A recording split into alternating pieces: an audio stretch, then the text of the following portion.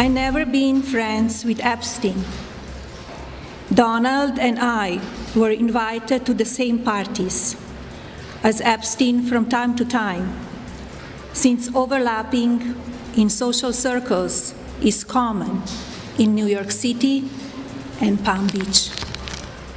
Sa isang hindi inaasahang pagkakataon, nagsalita si United States First Lady Melania Trump upang klaruhin ang issue na nag-uugnay sa kanya sa child offender at American financier na si Jeffrey Epstein at sa kasabwat nitong socialite na si Ghislaine Maxwell. Binigyang diin nito na nakita lamang niya sina Epstein sa isang pagtitipon kung saan kapwa sila na imbitahan kabilang ang mga personalidad sa kanilang common social circles. I have never had any knowledge of Epstein abuse of his victims. I was never involved in any capacity.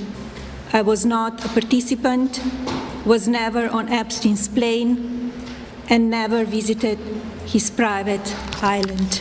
Ang pahayag ng US First Lady ay kasunod ng naglabasang kopya ng email na sinasabing mayroon silang personal na ugnayan ni Maxwell.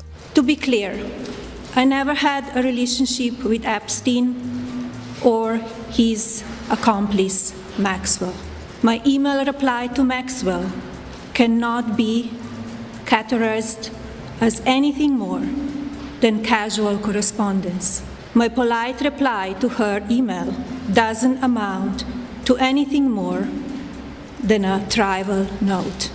Ang issue ay nag-ugat sa pagkakatuklas ng kontrobersyal na Epstein files na naglalaman ng mga dokumento, videos at larawan ng mga sensitibong aktibidad at impormasyon ng pang-aabuso, sexualidad at child trafficking na isinasangkot ang mga high-profile individuals sa Amerika.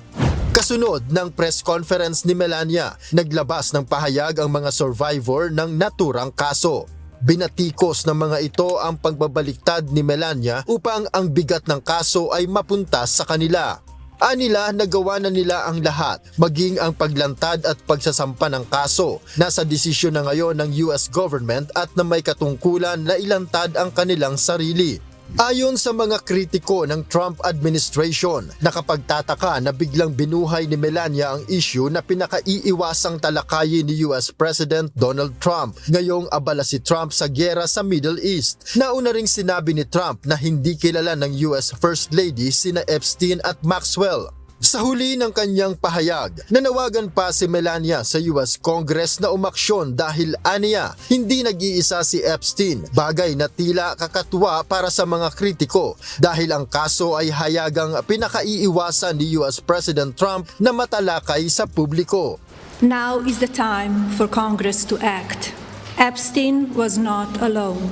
Several prominent male executives resigned from their powerful positions after this matter became widely politicized. Of course, this doesn't amount to guilt, but we still must work openly and transparently to uncover the truth. Ayon sa mga kritiko, pinatunayan lang mismo ni Melania na kailangan ng ibayo pang investigasyon sa kaso para matukoy ang mga kasabwat ni Epstein.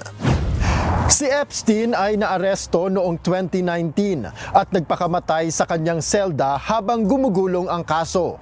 Ang partner nitong si Maxwell ay na-convict noong 2022 at sinintensyahan ng 20 taong pagkakabilanggo sa kasong child trafficking.